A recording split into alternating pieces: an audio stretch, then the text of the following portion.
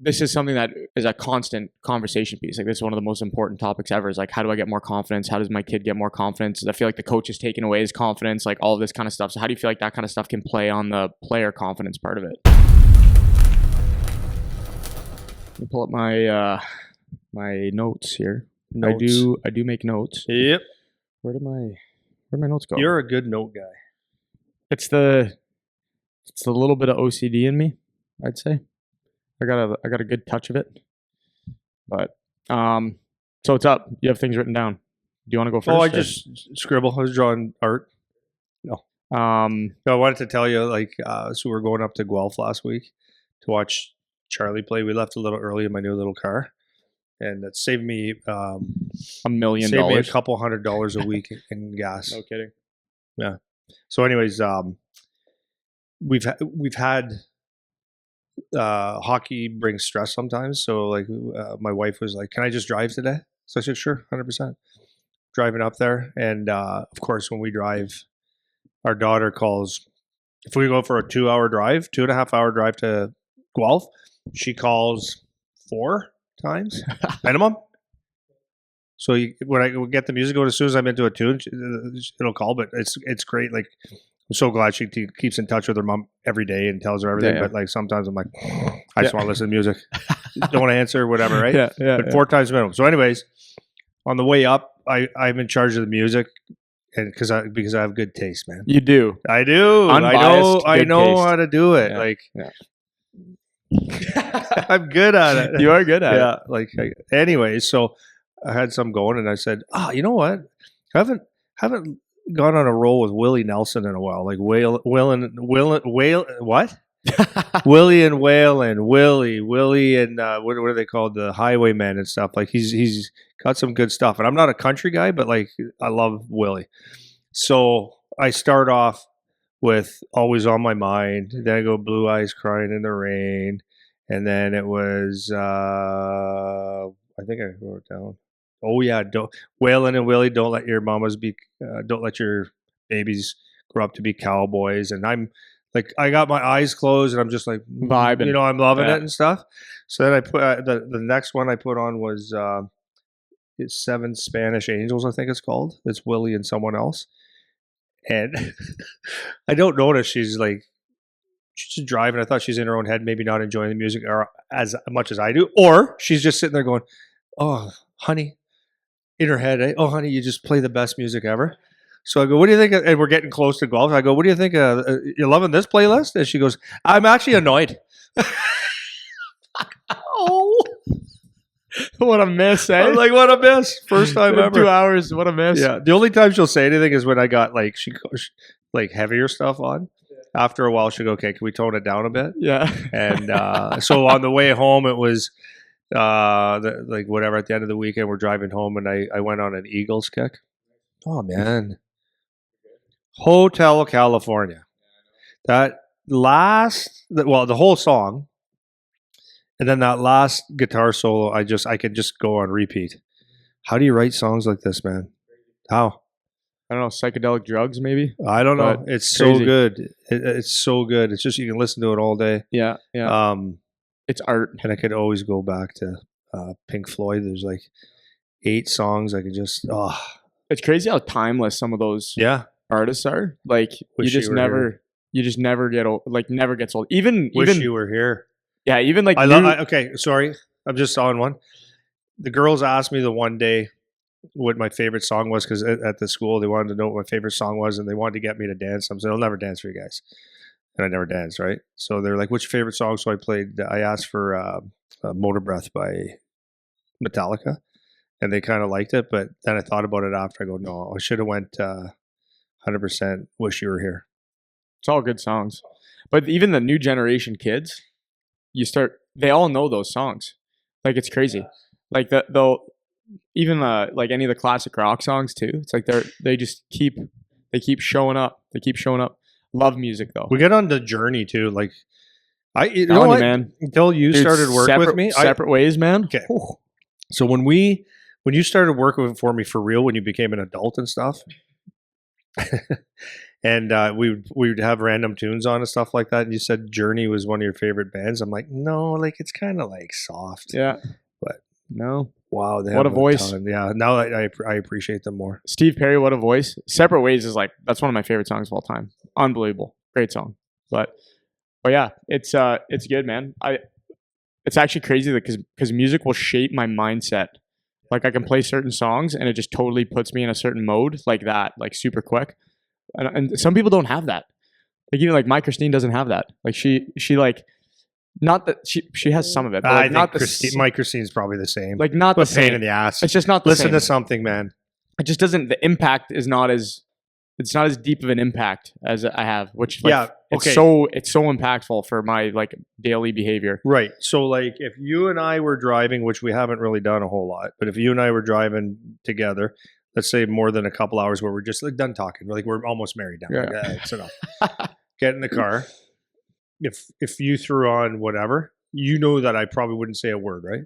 And if I said something, you'd be like, Listen to the song. Yeah. Yeah. Same, right? Yeah. Or unless you just we look at each other, and just go. Well, we've done that in the backyard sometimes, where the tunes will just be going. We're not even really talking. True. It's just, There you go. the tunes are just going. Well, you don't need to talk. Yeah, they're talking. You know, it's magic. It's magic. Okay, I'm done with my music. Yeah. Anything else to start before I go? I don't think so. Any other thoughts top of mind? So last week we talked about finding roles. The week before we talked about coaching youth hockey, and a couple of my parents came. It's funny because like some of them, I coach their kids, right? They're on my team, so they listen to me what I'm saying on the podcast, and it's like about what's happening right now. So a couple of them came in and they'll make like little comments about stuff they heard on the podcast, whatever. And so I try to make sure we're as balanced as possible, playing both sides of everything, right? So we've talked about a little bit more like, let's say, sympathetic to the coach, let's say, in that first episode when we talked about coaching youth hockey, a little more of a sympathetic tone, grilled on the parents a little bit more. But there's always the flip side. And so for this episode, I kind of want to go to the flip side. And that will be being a little bit more critical of coaches and what we can do better. And that kind of thread is the way I want to go. So speaking of the flip side, did you ever read the book Freakonomics? No, but you've talked about it before. So good. Yeah. Anyways. So you said what? It's the flip side of everything. Okay. So but it's important because one of the things that I notice about comments we get when people, whatever topic we're talking about, it's like they will always be like, well, yeah, but the other side, right? And it's like, yeah, we know there's the other side, right? So, but you can't always explain everything 100% from both sides all the time, right? You need a 730 million hour. Yeah, I know, right? Podcast. So we're focusing on one thing at a time. So on this one, I want to flip it now to be a little bit more critical on the coaching side because there's plenty of work to be done there from what I can tell with myself and just observations of coaching in general, even here at the academy, other places that I've been, whatever. And I know you've seen way more than I have. So I think you say it best as kind of like the first kind of pillar pitfall for youth coaches or any coach, but youth coaches in particular, is about overcoaching. So a lot of different things come to mind for me when we talk about overcoaching. But when you talk about overcoaching, where does your mind go if we're talking about, we want coaches to do the best possible job they can. And let's assume it's, we want them to be kind of what we're trying to be, which is development focused, what's best for the kids. Like that's the mindset that we want, right? When we're making our points in this conversation. So from that perspective, if you talk about overcoaching, like where does your mind go with some of the issues that happen with coaches in terms of overcoaching? And then we can kind of take it from there. Well, if you take it to the extreme, not the extreme, if you take it to the highest levels, you take someone like Pete DeBoer and many NHL coaches and junior coaches. They coach the D zone, neutral zone, and then there's almost the freedom zone, right? And so if you get to the highest levels, and now it's not a free for all in the offensive zone, but what has to happen is in the National Hockey League and the highest levels is your D zone has to be tight. Your neutral zone has to be tight and it has to work structured. Your O zone does have to work with some structure, but that's your freedom to play. And that's if you go to that level, a National Hockey League coach could say, okay, go play with, I mean, it's not like he closes his eyes and hopes for a goal, but it's your freedom to be creative because one of the hardest things to do is to score. So that's like an extreme. So if you take that example and then you look at what some of the youth hockey coaches, they're trying to do all three zones every little step of the way. You should be doing this, this, this, and this. It's like it's probably too much. If an NHL team could let one end of the ice kind of go, then you're probably overcoaching. Right? Does that make sense? If you're doing more than what an NHL coach needs to do, you're probably overcoaching. Number one, but overcoaching, like to me, like it just in a general thing, just means that you're not letting your kids, like actually play, and at the youth level, like they need to play hockey, not just a structure. And there's also another a thing called undercoaching. That means you're not coaching enough, but you have to have like the ability to let your kids play, learn, and have some structure.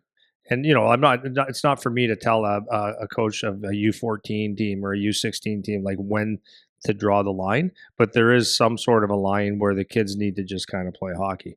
Now, and then when you look at youth hockey, it's so funny because I get a kick out of it because a lot of times when you have a team that's a stacked team, the coach puffs his chest and has the whiteboard out all the time. Is like, I don't know how much of it's actually coaching or more or less go do this. You know what I mean? So anyways, you can definitely overcoach with systeming it, because the kids just start to overthink and you want them to actually play free a little bit within structure. So I think overcoaching is an easy thing to do. And you can get carried away with it, and especially like when you look at once you start like a young coach or a coach comes in that knows the game, and they start with maybe the basics, and then if something works, it's like, okay, my coaching is the thing. You know what I mean? So I think that a lot of the times with coaching, like when it comes to overcoaching, what happens is I think a lot of those coaches are like they're worried about their results, like as a coach, as opposed to maybe the kids. Okay, so put a pin in that because I want to get back to that after, but I don't want to get too far ahead. So a couple things, if we're just specifically talking about how on the so I mean undercoaching, let's touch that first. Undercoaching is pretty self-explanatory. You're not doing anything. Basically, what that's what that no, means. like yeah. Well, you're not doing undercoaching. Could be you're not doing anything. Come on, boys, let's go. And you're a cheerleader. That's not good. And then, but it could be, it's I've got one D zone and I don't touch it again. Like I got a zone and okay, just go play now, right? And neutral zone will do this, or it doesn't really matter. Like what I mean? It's very loosey goosey, or it's very limited, and it's not really shown an importance of why that is a thing. And your ozone might be nothing, or like very minimal. So minimal, that's what I would say. Sorry, go ahead. What was I going to say though? There has to be like something, because now the thing is like there's a fine line. If you're coaching or coaching for wins and coaching for development, you have to have a little bit of both, right? Like in order for me to, like if you're a centerman, if I just say, here's the breakout route, let's say here's our structure, our breakout routes, our defensive structure, our neutral zone and our offensive structure, but I don't actually teach you the intricacies of it or teach the team a why, well, then that might not make you a better player either. So structure with the development and the pulling people aside, like it's hard to, if there's no structure at all under coaching, then you could be a really good centerman that just never gets the puck, or you just have the puck and you just go and you're not learning anything else about the game, which maybe in some senses isn't the worst, because at some point you're going to learn the structure if you're a coachable kid, right? Sure. So let me just like tighten it up a little bit, because when I had both, I've seen both and I've had both. So when I was a kid, it was undercoaching to the max. Like it was undercoaching to the max until I was in my draft year, my U16 year was when I finally learned some structure, right? Where like it was made explicit. It wasn't just you go here, you go here. It was like there was actual teaching of like, this is a structure we can use. That's the first time that happened. Not having that till I was U16 sucked. So you have to be able to deliver some type of structure, whether it's a D zone or neutral zone, whatever it is, right? On the flip side, what I see more now is even at the youth level, like if you're mostly, I'm going to talk about like AAA level coaching because that's what I have the most experience with. It's overcompensating the other way, where it's like you're acting like you know more, or you're correcting so much, even if you're not even right, just for the sake of like I'm the coach and this is how you coach. So a couple different ways that I see the overcoaching come out is if it's a practice or even on the bench, it's like every little thing is like stop and fix it, stop and fix it, stop and fix it every single time. Like you never let one thing go, right? That's one version of it. Another version of it is trying to give the kids so much information that it's overload. They can't actually process that much information, and then they don't have visual resources to help them understand what you're talking about. So if I draw something on the board once, it's like one thing I do with my guys is like I have videos of our systems, right? So after this weekend, they're gonna have a whole drive basically of what the stuff is that we run, and they can just go watch it whenever they want, right? So they constantly have that visual reinforcement, and I don't have to keep talking to them about it, right? Or they'll come to me with a question to talk about it. It's not just me redrawing the same thing a million times, right? So it can come out that way. Another one is you're treating kids that are young like they're pros when they're not, you know? That's yes. So like those are kind of like the three big ones that I notice if I'm talking about like youth level. And this happens like even recently, like this happens. If I'm on the bench or I'm observing what's going on, there's just too much going on. It's like why is there this much activity behind the bench right now? It's like it's just too much. Like the kid, it's confusing, right? There's too much movement, there's too much change, there's too much trying to call this play and that play and this play, you know? And so when I see that, it's like, okay, there's the area where I'm starting to see overcoaching stuff where it's actually negatively impacting the team, if that makes sense. Totally makes sense. Okay. So with that, if every time your players are touching the puck, you have the urge to fix it, that's where I start to feel like there's an issue, right? So, and like, that doesn't mean you don't ever stop and fix anything, because I do that all the time. But how would you draw the line of when to give input versus when to let things go? Like from the coaching standpoint, like what is like a strategy that you can use, whether it's a practice or a game, of like what to focus on instead of just it's everything all the time? Does my question make sense? Yeah, it makes total sense. And the thing is, you got to understand that, like, we practice. Like the game of hockey is a game of mistakes. It's the bottom line. It's a game of mistakes. So even in practice, you want to run to something perfect. It's like that's hockey. You make mistakes. You got to fix them, right? So that's if you have that mindset, it helps a little bit, right? And you gotta. I mean, you don't want to see the same.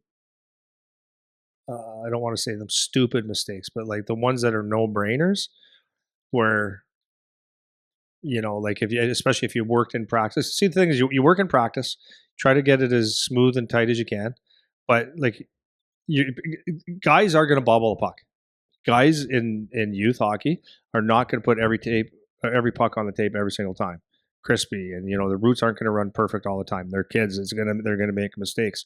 So, I mean, run it the best you can. I mean, if it's just a shit show, then you have to tighten that up and we give them a little let's tighten it up and explain why. But like in a practice, like there are going to be mistakes, and you look at yourself as a coach. Is it too complicated? Is it too hard? Right? Maybe that's the issue too. Because there's another thing, overcoaching. Like some drills that maybe something is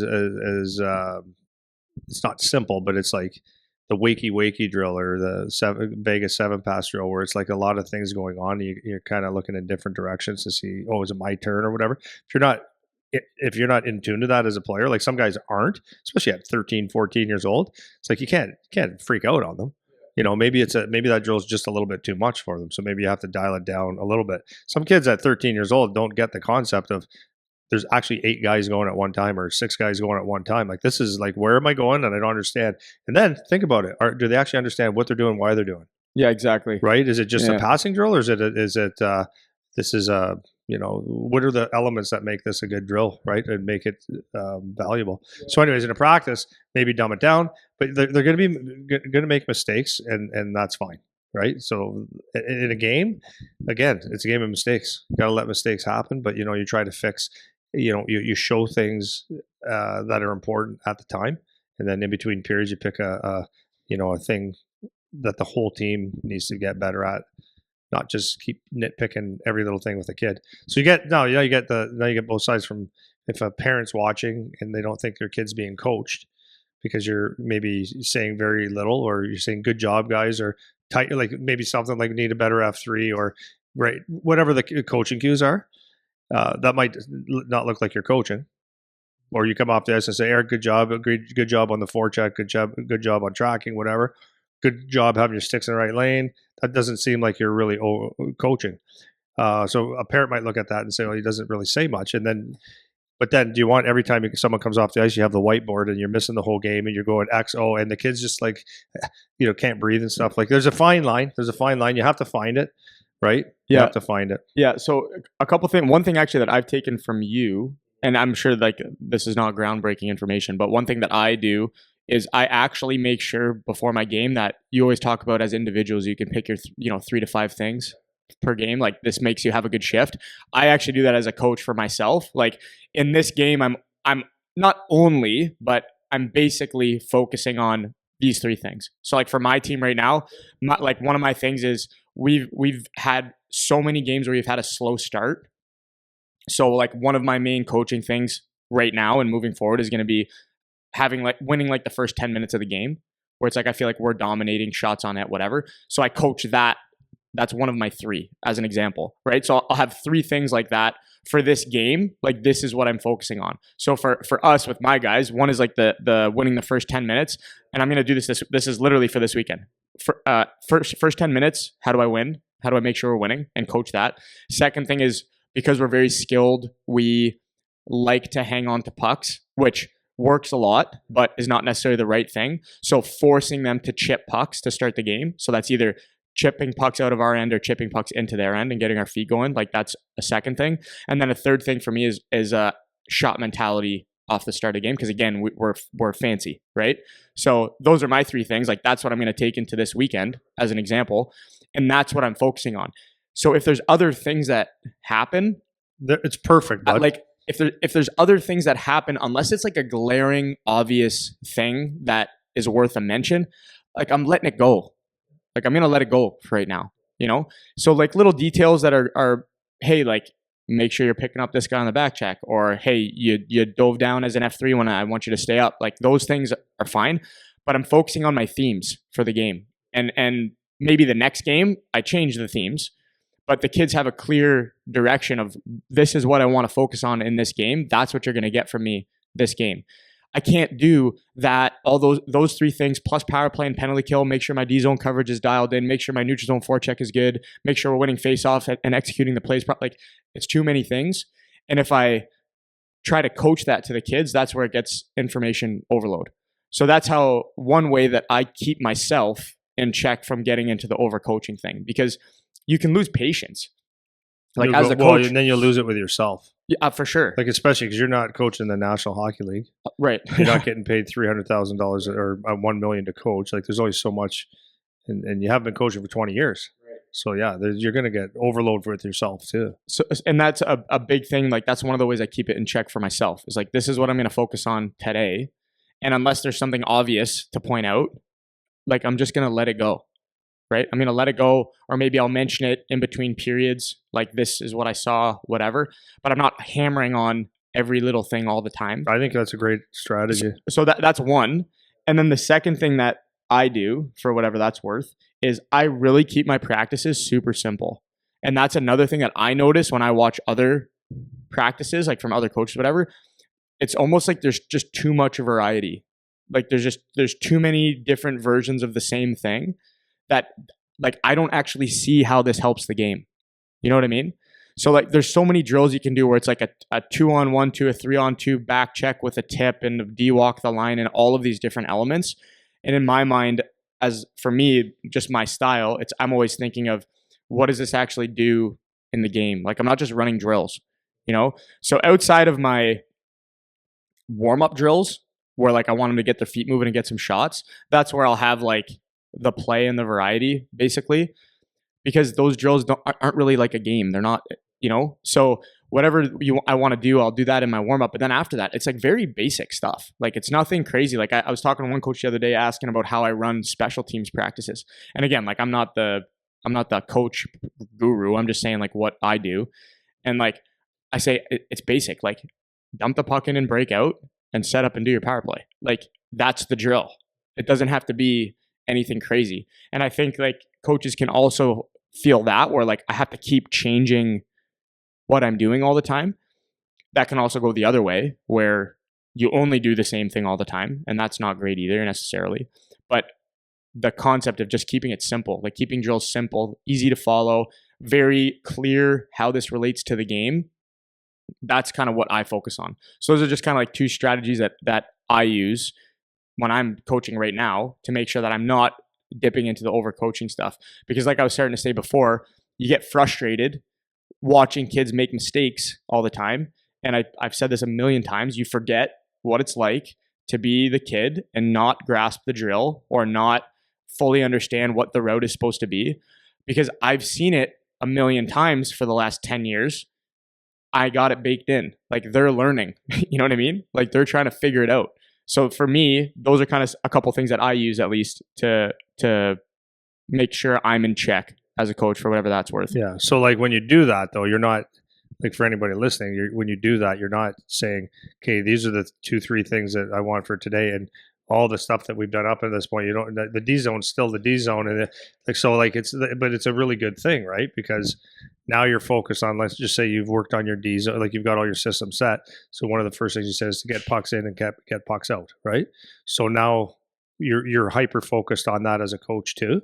So now you can coach so you are coaching your D zone now, right? Because you got to get the puck out the right way. So now you're picking on those little, not picking, but you're coaching those small things. So it's like if the puck didn't come out that day, you can go. Let's say it was the D just set one up the boards, right, right up the wall, and the winger wasn't there where you should have been. Now you can just pick that out. This is what we're focusing on today.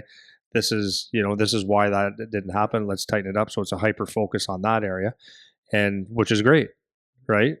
That's a good point too, is that it's not just everything else is out the window, because the goal is we're building, right? So if this weekend my 3 things to focus on are what I just said, I go to those 3 things. Next weekend it's something different, but I'll reference the previous weekend if there's a correction that needs to be made there.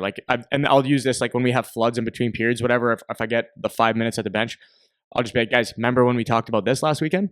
Like, I know I'm not focused on that today, but that doesn't just go out the window. Like, you guys still need to execute that stuff. Like, that should be, we just focused on that for 4 games. That should be like baked in now so we can build and move on.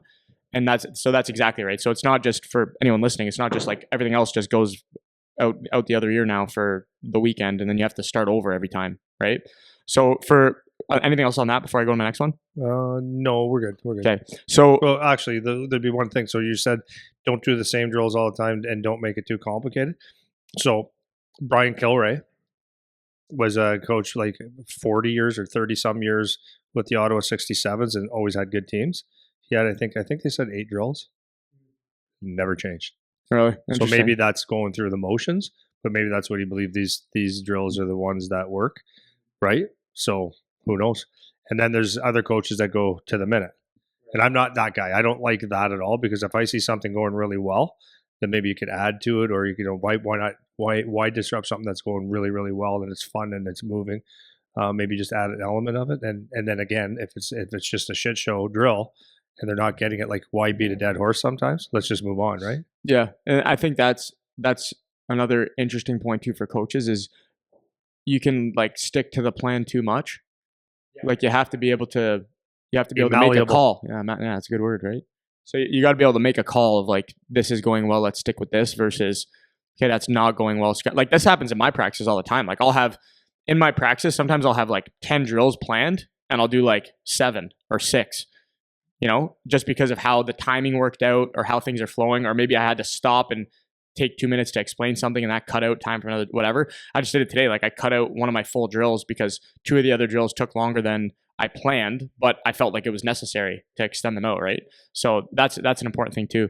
So I wanted to go to, why do you feel, or what are the reasons, what are the personal reasons for that coach that they might slip into the overcoaching thing, right? So where it's like trending on the side of too much, right? And I don't want to focus too much on the undercoaching stuff, because if you're undercoaching, it's like you need to go educate yourself on how to be a better coach. Like, it's pretty easy. So I want to focus more on the too much, because I find the tendency is to see coaches doing too much. So what do you think are the reasons that coaches do that, or they can slip into that overcoaching kind of thing? I think it's because there's a lot of reasons, obviously, but I mean, it could be emotion, right? You want to win, like you really want to win, and so you're pointing out every little thing, good and bad, right? So I think that's the emotions of it is number one, and you feel like without stepping back sometimes and looking, it's like, okay, that was just actually too much talking. Like, you could be exhausted after a game if you overcoach. See, really, really and truly, your practices is when you should be overcoaching, if that's a thing. You know what I mean? Your practice should be detailed, and that's where you kind of give the shit and you correct things and over and over and over. Once the game starts, it's like it's a whole different ball game. I think you're more make little tweaks, but not so much freaking out about everything, because I mean, like, it's kind of hard to fix now, right? So I think it's number one, it's emotion. It's emotion. There's so much going on that you get caught up in it. I think another one of the reasons is like, for people that are very inexperienced in coaching, I think they have to be motivating and yelling and screaming and teaching all the time to be an effective coach. When you have to really actually look at it and when a coach yells skate or good, get the puck to him, move it, all that kind of stuff, that's actually not anything that a kid on the ice can hear anyways. Maybe the kids on the bench can a little bit, so that could be some coaching cues there, but it's just way too much for kids to process. But so why does a coach do that? I think it's emotion. I think they have that pressure of especially someone that wants to move up or like think they're going to be the coach, when it's about them. I think that's when they, the expectations are so high, like, you can't make a mistake because it makes me look bad. That's a big one, I think. Like, you can't screw up or else you're going to lose this game. Like, to me, that's some of the biggest ones there. Yeah, you basically hit what I was saying. So I was going to say, for my own list, I was going to say ego, of course, right? That's the summary word. The other one that you didn't mention was like, yeah, pressure if you want to move on and as a coach, whatever, but then just pressure from like parent. We talked about this the other week, like parent pressure or pressure from your organization or being at bigger tournaments or whatever. Like, you can start to cave to that a little bit and feel like it's, it changes your decision making because of the pressure that you have. But like, one of the things that I find is, like, I was saying this to you today, like, man, you look at the rankings. I was saying to you today, like, I'm getting sucked into the rankings, right? And that's just honest. Like, yeah, that's listen, I'll stick up for you, man. This is our second year program, and last year it was so put it together so quick that we did great last year. But now we have teams and good players. We're competing, and now your expectations now is like, no, we have really good hockey here. We can win, and now you're saying no. You're looking at teams that you played and should have beaten. You go, okay, now it kind of means something to you, right? For sure. Yeah. And so that's my ego part of it. That's your ego, right? 100%. And so, like, I'm coming in like, okay, we have, and it's not just my own team. It's like all three of the teams. It's like, we actually have good teams and we can win. And I want that because it's notoriety for the program. It's notoriety for the individual players, potentially getting more guys drafted or looked at or invited to camps or invited to schools or whatever, right? And all that stuff is an ego thing for me personally. And I can feel myself, I'm not going to say like caving to that, because I'm not caving to it, but I can feel myself feeling like it's important, you know? So you might be feeling like, okay, let's say just a number, you're ranked 15th. And I don't even want to look at those rankings. So, but you're ranked 15th and you played a team, you know that if you win one or two against these higher seeded teams, you move up to 14 or 13 or 12 or whatever. And you might have 15 kids in there that don't even know that exists. Yeah. Or they don't care, or they can't figure it out. And it's perception, right? Because people do check. So it's like, for me, that is helpful to have that. So that's a motivator. But I still have enough self-awareness to be able to step back and remember what the point is of what we're doing. Like, how much does it matter how high we're ranked? It actually doesn't matter that much. Like, it brings a certain level, I guess, but it's not the biggest thing in the world, because my goal is making sure I'm developing the kids to go on to whatever opportunity they want. So as that, I guess my point of that is, if you can find a trigger, some kind of trigger that can help you to step back and remember like the broader goal. Again, this is assuming that you are aligned with our mindset of like, we want development stuff first, and like, I'm not trying to be the next NHL coach, man. So like, if I win or lose, it's not like a hugely impactful for me personally, but it means something for the program and those things. So I have those motivators. But as a coach, I have to be able to step back and remember what the goal is. So if I can find some kind of a trigger for myself, which I do, I have some, and other people can find one for them that helps them to step back and remember like what that bigger picture is, then that'll kind of help you keep yourself in check and not get slipping into the overcoaching, yelling and screaming on the bench, getting way too involved. Because you've said this best, like when you're, especially in the games, like when you're coaching in the game, you're coaching the guys that are on the bench, not the guys that are on the ice. And it's so the opposite. Like I was watching a game here the other day, and I don't know what level it was. Maybe it was a AA game or whatever. And the head coach had like leg up on the top of the boards, right? He was standing on the bench and had one leg on the boards, and he's like yelling and screaming and pointing. Some kids poor fucking head. Right? And like, who are you talking to? Right? Like little Timmy that's out there can't hear you, man. Right? Or all he hears is a yell, but he doesn't know what the words are that you're saying. Concentrating on making a play.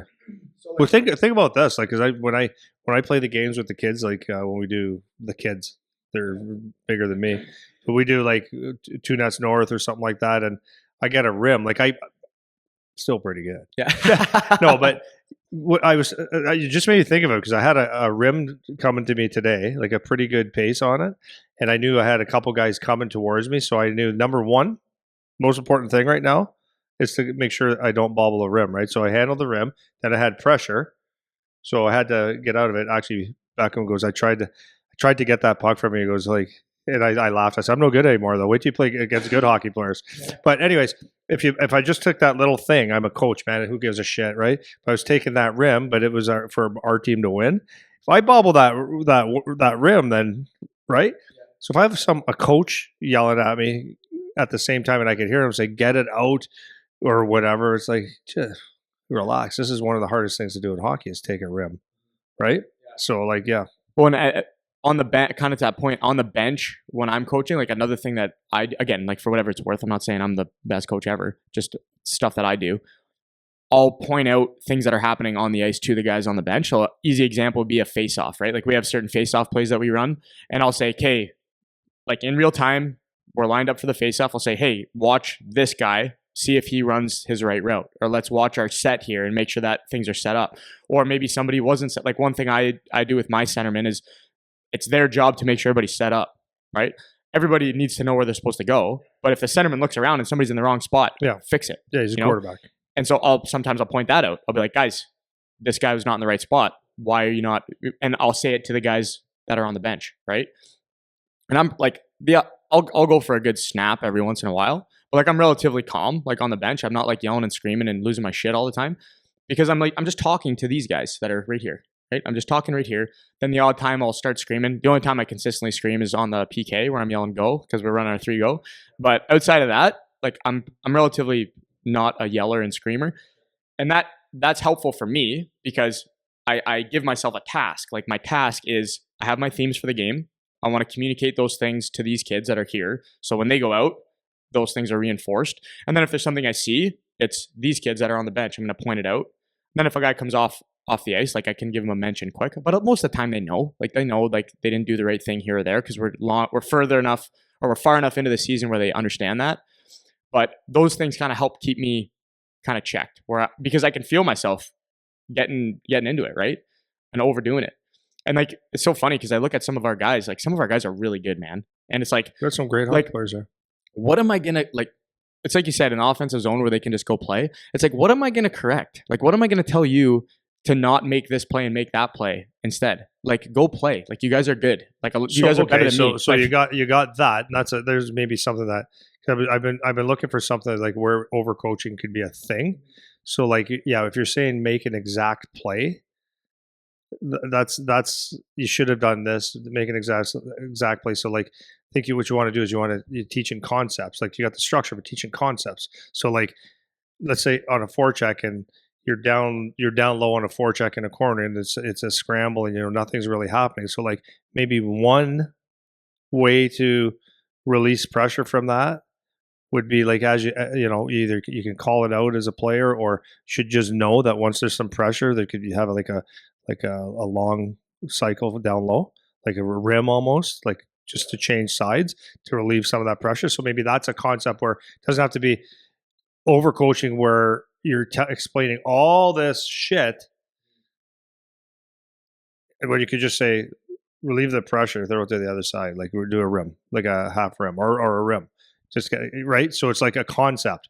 Pressure's here. So how do we move the pressure? Move it here. And because if we're a step ahead, we already know what we're doing. Yeah. Right. Yeah.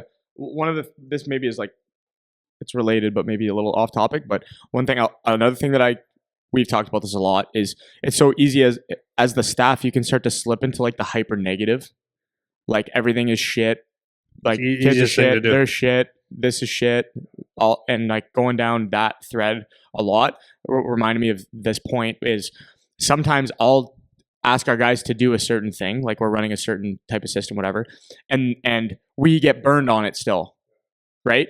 Where like they'll go down and score, or there'll be a turnover or something, but I'll still reinforce the that they did the right thing, like they did what I asked, and sometimes it just doesn't work, or like you get cooked on or whatever.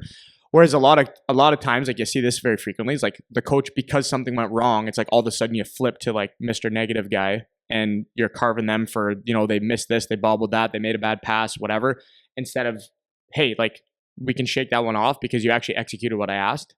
It just didn't happen. And like being humble enough as the coach to just take the L when you get the L, right? Like sometimes I'll call something or I'll tell them to do something, and I got outplayed or I got outcoached on the other side, or they made a better play than we did, or whatever it is. And like I got to be able to take that L too. It's not just always my player's fault or like this guy's fault or that guy's fault. Like sometimes it's my fault, and making sure that you're not just jumping on the hater bandwagon because it's easy to be negative and point out all the negative things that are going on. Like, remember you're saying this about Dalton Prout when he's scouting. He was saying like it's so easy to find the negative. That's what you're looking for. What's not good, yeah. Yeah, you have to try to find the positive things, and like that's actually part of the coaching deal as well, right? So if I flip it now to more like the player perspective on the question, talk a little bit about if you're in the situation as the coach where you're doing the overcoaching thing, how does that impact the player now? So like where does your mind go on, like why is that such a negative, or why is that such a negative thing for your team or for your players when you get kind of on that side of the fence as a coach? So where does your mind go with that, and how it can impact the players that are being affected by it? In youth hockey, it's like, see, in pro hockey, it's a different thing, or even major junior college and stuff, it's a different thing because everyone's got consequences for not executing, right? But even to that point, you're going to overcoach sometimes. It's just like, you're allowed to you have to allow mistakes. You have to, but it's just the nattering. That's all it is. That's all you are. It's like, listen to Charlie Brown after a while. You just got this voice going for every reason. And that's, I guess maybe that sums it up, is like, the more you say, the less I hear, right? You know what I mean? Like, so I really like your strategy of like 2 to 3 things that you're focusing on. Let's focus on those things, and then it's like a laser focus, so like you're not getting all over the place, right? So I think it's just like too many words. I just do not hear you. Speak so loudly I don't hear what you're saying. So like if you said less but it actually meant something, well, it might all mean something, but if you said less, I probably hear what you're going to say. So pick on the things that like I know that I should, like, okay, so that's exactly it. So the puck comes on that rim that I had this morning. If I was supposed to get it out and it didn't get out, when I go to the bench, I know I have to get that out. Like, you don't actually have to tell the kid that. No, you really, right? You don't have to say that. If like it's stuff like that, if you shot a puck in the shin pads, you got to get around the shin pads. It's like, I know that's like over and over and over. It's just too much. So it's like a coach just tunes you out. Or a player just starts tuning you out. And it's just, you want them to play free. That's the other thing. It's like, I don't want to play where everything I do could be a mistake. like, because they are kids, right? There's going to be a mistakes. Like I watched one with Guelph the other day. Really nice. It came out of their own end on a power play, kicked it out wide perfectly.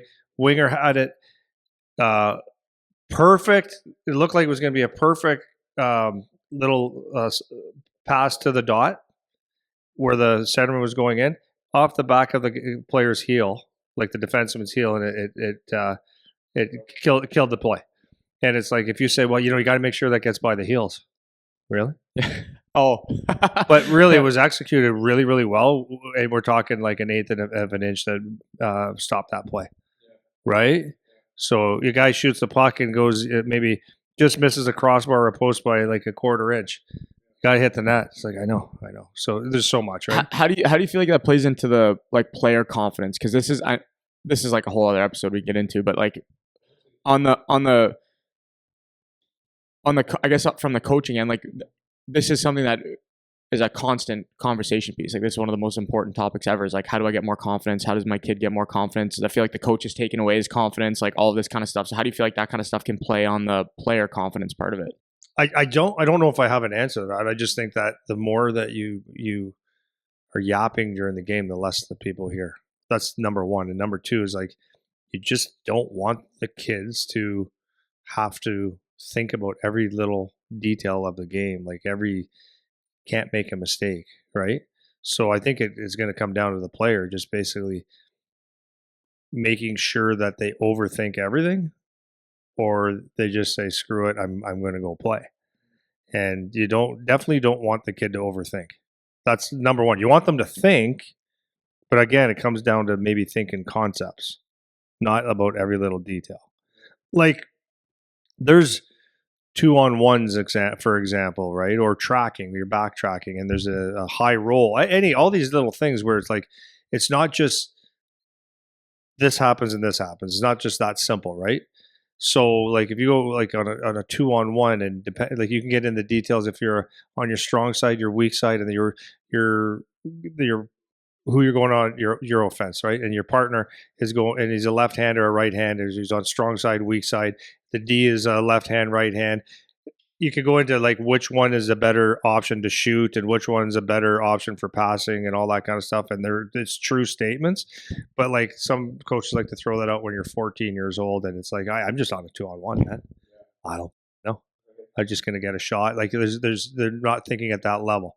So like maybe at junior, not maybe at junior, when you get like maybe before your draft year with your better players, that things are natural, they can start thinking along lines like that. But I think the best time is for those kids to learn would be in the video session. And then there's the next thing is like, do they give a shit? If they care, they're going to pay attention and learn. If they're only half in, you're only going to get so much anyways, right? So anyways, the player, I think they just want to play field.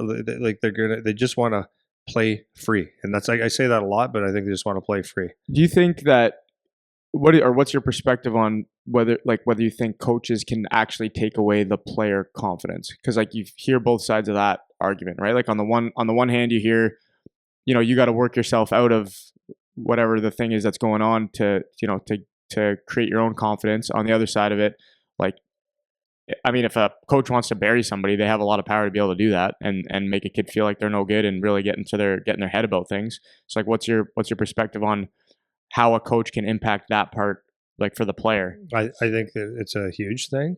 Now, I think it's a huge thing, but I think a player can control a lot of how much confidence they can lose by understanding that confidence is like theirs to give away and theirs to keep. But that's a confident person already, or that's someone that understands a little bit more. Kids are very fragile. And I wouldn't say just some kids. I mean, teenagers are, like OHL college players are. They can be very fragile. So if you're not giving them a little fist pump, for example, or a pat on the back, or a good job, goes a long, long way for some kids. And if you're always given the negative, I mean, most people don't react well to negative. I don't care what anyone says. There's, some people say there's some kids that just respond to getting kicked in the ass, and maybe, yeah, for sure, okay, yeah, maybe, but I don't know how many are truly that. I think everyone likes to be built up a little bit, so I think that confidence, and where you're going to get confidence is you could tell a kid that he's doing great, and you know you're a great hockey player and all that stuff. But if you're not feeding him ice time, or you're always on about mistakes, then he's going to question that, because they are kids. So um, coaches have a big role in that for sure. Yeah, on the confidence thing, and it shows in many, many ways. Right? Again, talk is cheap. You could tell someone how great they are if you're trying to build confidence, but if it doesn't come out in ice time, then talk is cheap. And if you're giving everybody shit all the time, it's like, and then you want to get the most out of them, it's like, you don't like me, man.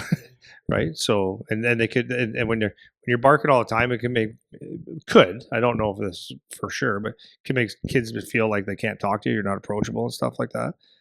And it just seems like you make a ton of mistakes. So I think it's very important that coaches show the good parts, right? Yeah. That's why sometimes it's just better shut up. Yeah. You know? Yeah. My last part is more for the parents. So if you have, let's say you have this situation and it's the overcoach guy or confidence, whatever it is, what's your advice for parents on kind of just dealing and managing with that? If or dealing with and managing that, if that's the scenario that you're in, where this is your coach this year, and this is the guy that you kind of have to deal with.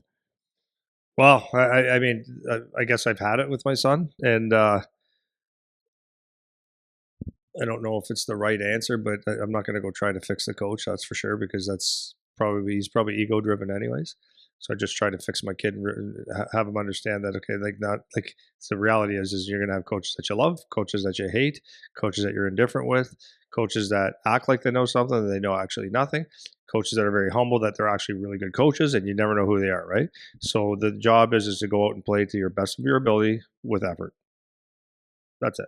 That's all I could say.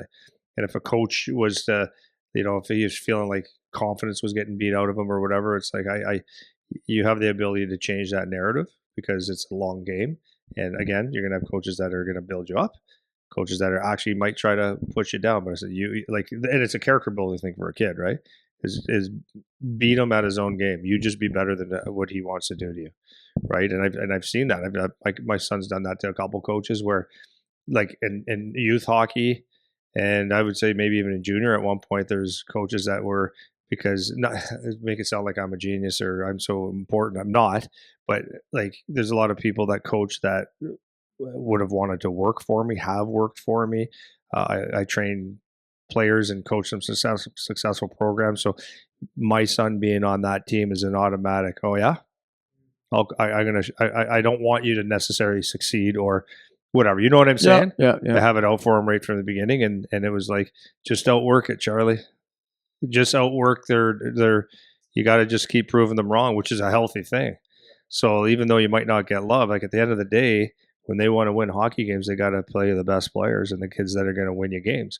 And that would be the message that I would always say to the kids is, and to parents when you're talking to your kids, is like, you don't always have to beat the coach down, right? Give your kid, like, if it's a pep talk, I don't want to call it a pep talk, but if it's a talk and you're having a discussion, these conversations, just don't always take the negative and make it more negative, because two negatives don't make a positive, or does it? Does it?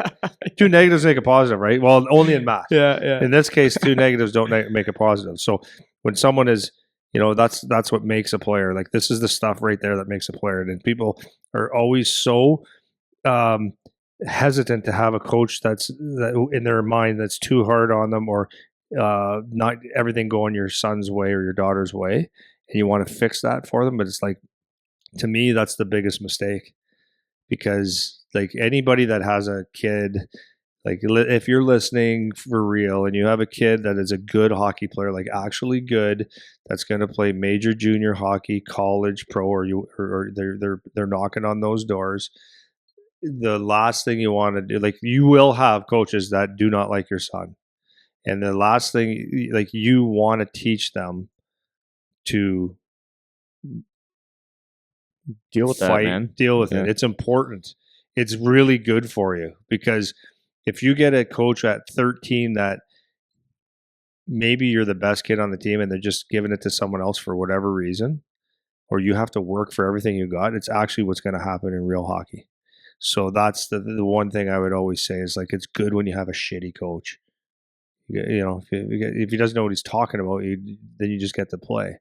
If he knows what he's talking to a T, and everything you do is a mistake, it's like you're going to get that. So like deal with it, embrace it. As much as that sounds like stupid, embrace it, because that's what's going to happen. At some point, you're going to have to outwork a coach. Outwork a coach is not the right word, but prove them wrong. Like at the end of the day, when everything is, they always want to win, right? They want to win. Coaches want to win. And at the end of the day, if you finish all your hits every time, or you block shots and you do the little things, or you're scoring the goals all the time, at the end of the day, they're going to have to play you at some point when it's important. And then that's your victory. That's your victory, right? That's where you build your confidence, is to say, maybe it's, if you're getting sad ice time, you don't get the power play. Okay, so I'm just using an example. So if you don't get the power play and you think you should be on the power play, mom and dad think you should be on the power play, clearly you should be on the power play, whatever. Guys in front of me on the power play are getting their points. It's harder to get it 5-on-5. Guess what? Get them 5-on-5 then. That's your challenge. Find a way to prove yourself to be better than the coach. It's all good, man. Negativity towards you is good. It builds a crust.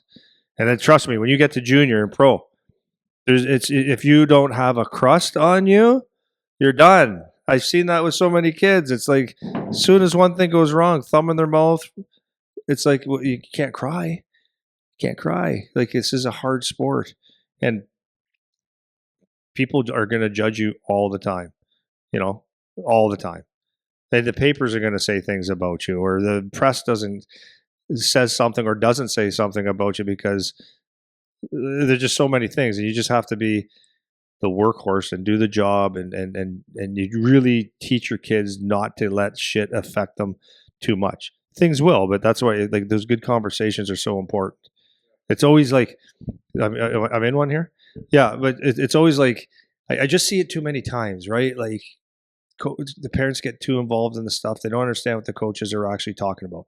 Kids could take something out of context because they're having a bad day, or they want something to happen, and they report it to the parents as a thing, but it's not the exact same thing, or the message was lost, or it's just clearly that this coach doesn't like you, and it's like, that's an awesome thing. It actually is a freaking awesome thing. Fight through that shit. That makes you better, because there's going to be many coaches that don't like you, or many coaches, if you play for a long period of time, that don't give a shit about you. They care about themselves. So all you have to do is learn to do your job, and do your job well. Like, yeah. Anyways, yeah, that's. I mean, all that stuff too. That whole like last little spiel there is easier said than done. But I'm thinking the whole time you're talking, like what's the alternative? Yeah, right. Like what else could you do? But if not that, what are you gonna do? But that's right? it, 100%. So that's a good point. Right on. Anything else to finish up on? I feel like that was good close. No, I'm getting a haircut in nice 40 minutes. Shiva. Yeah. Cool. All right. See you guys next week.